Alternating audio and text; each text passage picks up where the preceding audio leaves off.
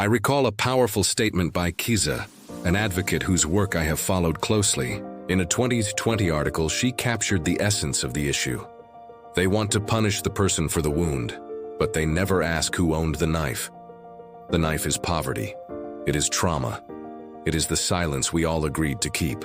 Her words, echoed by countless messages across social media, urged lawmakers to shed a colonial mindset. This mindset treats individual lives as state property, rather than embracing a contemporary humane approach to public health. The objective of these advocates extends beyond the mere repeal of Section 210.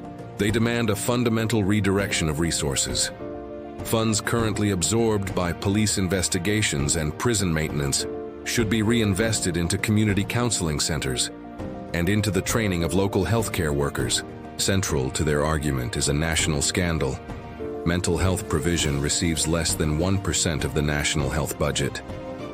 The struggle to repeal this law in Uganda is not an isolated fight. It reflects a shared shame that affects the entire continent. This legal framework is a cruel, lasting legacy, a ghost haunting modern Africa. Many nations, including Kenya, Nigeria, Tanzania, Zambia, and Ghana, face similar challenges. Upon gaining independence, these countries inherited colonial laws designed to control rather than heal.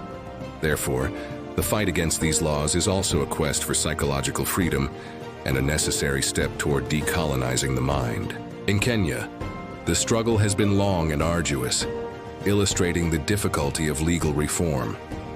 Advocates have campaigned to repeal or amend specific sections of the penal code. They have emphasized the inhumanity of arrests and the major human rights violations that occur when trauma survivors are detained. Reports highlighted cases where survivors faced public humiliation during questioning, specifically targeting marginalized individuals, such as young women abandoned by employers or men overwhelmed by micro-lending debts. Similarly, Ghana is seeing a strong push for change. Legal and medical professionals are advocating for the removal of these laws, arguing they violate modern human rights and weaken the effectiveness of the country's Mental Health Act.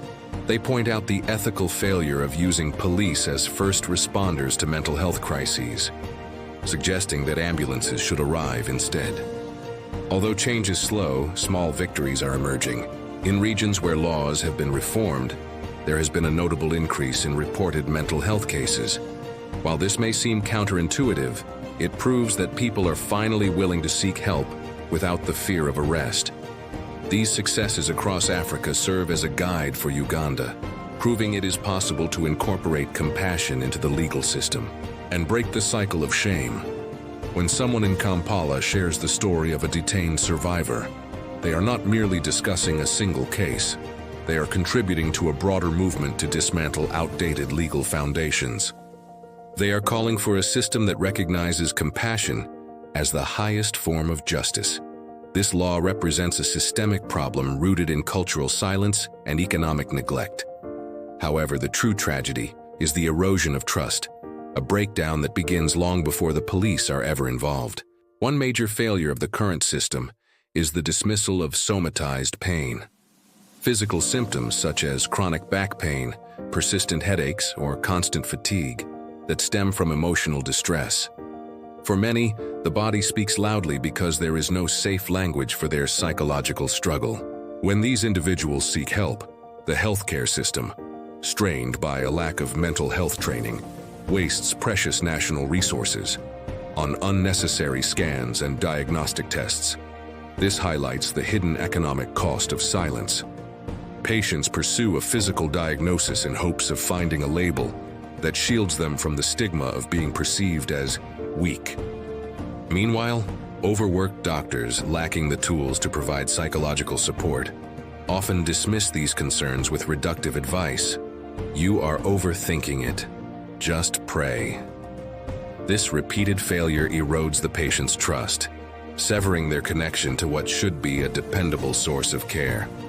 For many in rural Uganda, Butabika National Referral Mental Hospital feels less like a place of healing and more like a final, desperate resort. The acute shortage of trained professionals in local clinics sends a clear message. Their suffering is not a priority. The The criminal justice system is simply the final step in this harmful cycle. After being failed by the economy, the healthcare system, and a culture of silence, the individual is ultimately betrayed by the law. Law enforcement turns this collective failure into a public spectacle, ensuring that anyone who witnesses it becomes too afraid to seek help. This reinforces the cycle of silence that continues to claim people like Ishara, forcing those on the brink of collapse to hide their pain, rather than endure the shame of official scrutiny.